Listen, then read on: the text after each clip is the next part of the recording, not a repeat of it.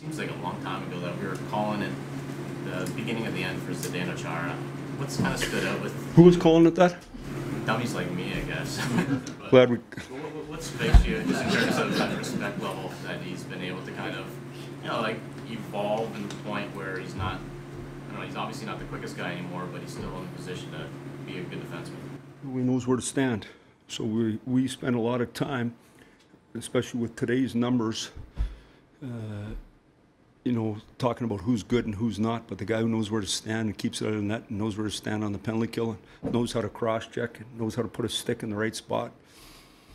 He's an ultra-fit guy, great person, ultra-competitive, leads by example. I don't know if he's retiring this year. I need to get a stick. If he's playing, I'll ask next year. He's a good player. He can play as long as he wants. I mean, Nick Lidstrom left the game. I don't know how old he was. He was still one of the best players in the league. Chara's one of the best penalty killers in the hockey for sure. Well, I really appreciate these comments. Obviously, it's a mutual respect. I think that Mike has done a lot of great things over his career, coaching. In Detroit, and obviously now he's doing an unbelievable job with the Toronto Maple Leafs. If he wants to have a stick, obviously I'd be more than happy to provide it for him. But my focus is obviously keep playing and keep doing my job. And like I said many times, I really enjoy playing this game. I have a lot of respect for this game, a lot of passion, and I love competing and playing. Has he taught you any sort of the dark arts of the defensive game? Like Mike Babcock was saying, he knows how to cross-check, and what he means by that, I guess, he knows how to cross-check without getting penalized. No. Have you learned any something like that? No, I haven't taken cross-checking lessons with Z.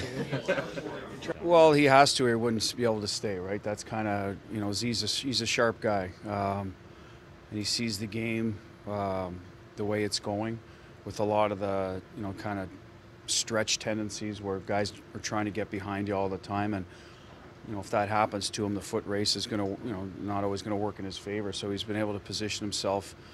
He's changed his skating a little bit, worked on certain parts of it. I think he understands the puck has to move quicker, guys can get under him. So some indirect plays. So he's just figuring out how he can survive in that part of it, these younger, faster guys, and still play to his strength, which is defending, one-on-one, good penalty killer, good first pass. So, and I think he's done a good job of that. Now he's been hurt, so he's still finding his way, but I do believe we're seeing improvements every game, and for a bigger guy, sometimes it takes a while to get it, the whole body revved up and going. Positionally, he's so sound. He's a safety valve out there for me. I think when I play with him, obviously I don't want to make any mistakes, but hockey is a game of mistakes. But it's just so encouraging. When you have him out there, you know that he's always got your back. He's so responsible, so good defensively. He always puts himself in the best position to break up plays, to make plays. He plays, he's incredibly smart. I'm blessed and very fortunate to play with a guy like that. I can't wait to get out there and play with him tonight. It's huge for his age and what he's obviously brought his leadership to that team. He's kind of the backbone of that D-core, and I know talking with some guys I know on the team, he's been a great influence on them, and he's a competitor. He's obviously ginormous, tough to play against. I mean, they do everything. They put up the numbers, they get back on defense, and they stop you from scoring as well. So they're on both sides of the puck constantly. They're 100% every single night in work ethic, and it's something that definitely, as a player, as a line, you want to look forward to. It's playing against them. It's a challenge every single night. You get the chance to go up against them, and it's something you get to learn as well. So for us, just making sure when we're out there against them, we're staying above them, making it hard to get into our zone, and like I said, we've been talking about a lot is getting the puck in and doing that cycle. No, obviously we got to skate. It's pretty simple. They have a really well skating team with a lot of speed. So, one of those things we have to make sure we skate and we move and do our job. What we're supposed to do.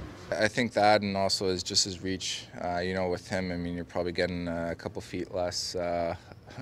Of room there, especially kind of coming down in corners and in the rush. You got to make sure you're kind of aware of his reach because, he's got that extra, 2 feet of stick there to kind of poke the puck and whatnot. So you definitely got to be aware. I mean, just make sure you keep moving.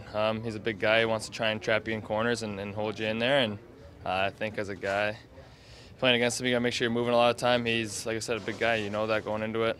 He's got a great stick, so just making sure you're moving around him, not staying too long in one place.